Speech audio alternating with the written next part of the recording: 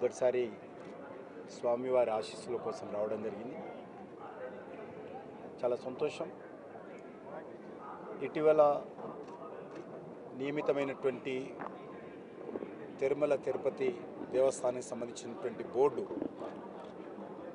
మొదటి సమావేశంలో కొన్ని సానుకూలమైనటువంటి అద్భుతమైనటువంటి నిర్ణయాలు తీసుకోవడం జరిగింది. నేను ముఖ్యంగా ఈ నిర్ణయాలు తీసుకున్నందుకు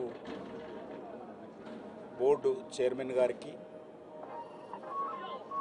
అదేవిధంగా సభ్యులందరికీ, రాష్ట్ర ప్రభుత్వానికి కూడా ధన్యవాదాలు తెలియజేస్తా ఉన్నాను. ముఖ్యంగా గత అనేక సంవత్సరాలుగా, దశాబ్దాలుగా చర్చ జరుగుతున్నటువంటి అంశం, కొన్ని ప్రముఖ దేవస్థానాలలో అన్యమతస్థులు ఉంటున్నారు.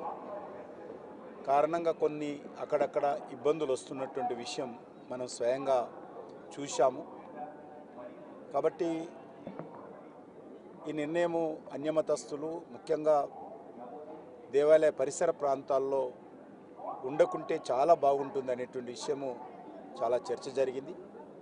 ఈరోజు తిరుమల తిరుపతి దేవస్థానానికి సంబంధించినటువంటి ట్రస్ట్ బోర్డు మొదటి సమావేశంలో అన్యమతస్థులు మరి ఉంటే వాళ్ళను వేరే ప్రాంతానికి పంపిస్తామనేటువంటి నిర్ణయం తీసుకోవడం ఏదైతే ఉన్నదో నేను చాలా సంతోషం వ్యక్తం చేస్తూ ఉన్నాను, హర్షం వ్యక్తం చేస్తూ ఉన్నాను, స్వాగతం పలుకుతూ ఉన్నాను. ఎక్కడైనా సరే ఏ మతమైనప్పటికీ కూడా వారి వారి మత విశ్వాసాలు ఉన్నటువంటి వాళ్ళే ఆ ప్రాంగణంలో పనిచేస్తే బాగుంటుంది అనేది నా అభిప్రాయం. అది ఏ మతమైనప్పటికీ ప్రధానంగా మన హిందూ దేవాలయాల్లో కూడా అనేక ప్రాంతాల్లో కూడా అన్యమతస్థులు రావడంతో కొన్ని మనస్పర్ధలు, అభిప్రాయ భేదాలు, విశ్వాసం లేకపోవడము, ఈ రకమైనటువంటి సంఘటనలు జరగడము ఎవరికి కూడా భావ్యం కాదు. కాబట్టి ముఖ్యంగా మన యొక్క హిందూ దేవాలయాలలో ఈ రకమైనటువంటి అన్యమతస్థులు ఉండడంతో అభిప్రాయ భేదాలు రావడము మరి జరుగుతున్నటువంటి విషయం మనకు తెలుసు. దీన్ని సానుకూలంగా నిర్ణయం తీసుకోవడం నేను మనస్ఫూర్తిగా స్వాగతం పలుకుతా ఉన్నాను. మరొక విషయము, ఇక్కడ తిరుమలలో ప్రత్యేకంగా రాజకీయపరమైనటువంటి ఉపన్యాసాలు కానీ, రాజకీయపరమైనటువంటి కార్యక్రమాలు కానీ, రాజకీయపరమైనటువంటి అభిప్రాయాలు కానీ వ్యక్తం చేయకుండా ఉండాలి అనేటువంటి నిర్ణయం కూడా ఈ సమావేశంలో తీసుకున్నారు. ఇది చాలా సంతోషము. వాళ్ళ మీద కేసులు పెడతామని చెప్పారు. ఒక కేసులతో పరిమితం కాకుండా ఆ రకంగా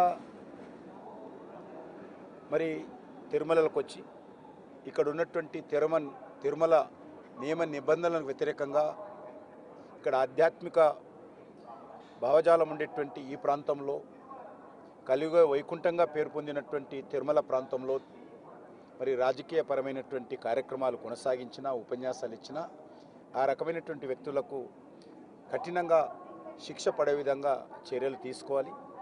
అవసరమైతే వాళ్ళకి ఏ రకమైనటువంటి భవిష్యత్తులో ఏ రకమైనటువంటి ప్రత్యేక దర్శనాలు లేకుండా కూడా చూడాల్సినటువంటి అవసరం ఉంది. అప్పుడే ఇక్కడ మరి ఆ రకమైనటువంటి రాజకీయపరమైనటువంటి కార్యక్రమాలకు బ్రేక్ అవుతుంది. అది కూడా తిరుమల తిరుపతి దేవస్థానం తీసుకోవాల్సిందిగా నేను మనస్ఫూర్తిగా కోరుతా ఉన్నాను. ఇక్కడ ఆధ్యాత్మికమైనటువంటి భావచింతన ఉండాలి, ఆధ్యాత్మికమైనటువంటి కార్యక్రమాలకే ప్రధానం ఉండాలి. అంతే తప్ప తిరుమల రాజకీయాలకు వేదిక కాకూడదని చెప్పి మరి ఏదైతే నిర్ణయం తీసుకున్నారో దాన్ని నేను మనస్ఫూర్తిగా స్వాగతం పలుకుతా ఉన్నాను. అదేవిధంగా మరికొన్ని నిర్ణయాలు కూడా తిరుమలకు సంబంధించినటువంటి నిర్ణయాలు తీసుకున్నారు.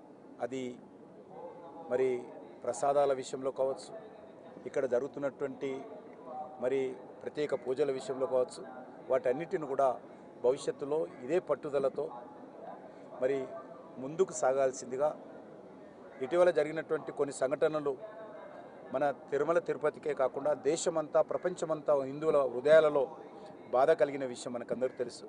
ఆ రకమైనటువంటి సంఘటనలు పునరావృతం కాకుండా మరి ఈ యొక్క తిరుమల యొక్క పవిత్రతను, కోట్లాది మంది యొక్క ప్రజల విశ్వాసాన్ని కాపాడాలని నేను ఈ సందర్భంగా కోరుకుంటున్నాను. సార్, అదేవిధంగా టూరిజం సంబంధించిన టికెట్లన్నీ అన్ని రాష్ట్రాలకు సంబంధించి తీసేశారు. దాని మీద మీ అభిప్రాయం? ఇంకా నేను డీటెయిల్గా తెలుసుకోవాలి. అక్కడ వచ్చినటువంటి దాని ప్రకారము కొన్ని టూరిజం టికెట్లు దుర్వినియోగం అవుతున్నటువంటి విషయం చెప్పడం జరిగింది.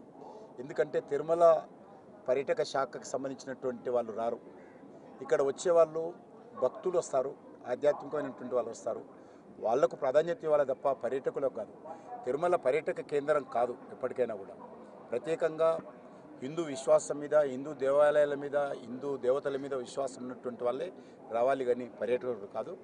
అదే కాకుండా మరొకటి మంచి కార్యక్రమం ఏంటంటే తిరుమలలో ఉన్నటువంటి, తిరుపతిలో ఉన్నటువంటి ప్రజలకు మరి ఇక్కడ దర్శన సౌకర్యం కూడా కల్పించాలని నిర్ణయం తీసుకున్నారు. ఇది వాళ్ళ హక్కు. ఎందుకంటే అనేక సంవత్సరాలుగా సాంప్రదాయం ఉంది. ఆ సాంప్రదాయాన్ని పునరుద్ధరించడం కూడా తిరుమలకు సంబంధించినటువంటి భక్తులకు ప్రత్యేక దర్శనం ఇచ్చేటువంటి కార్యక్రమం ఏదైతే తీసుకున్నారో అది కూడా సానుకూలమైన నిర్ణయం అని చెప్పి నేను భావిస్తాను.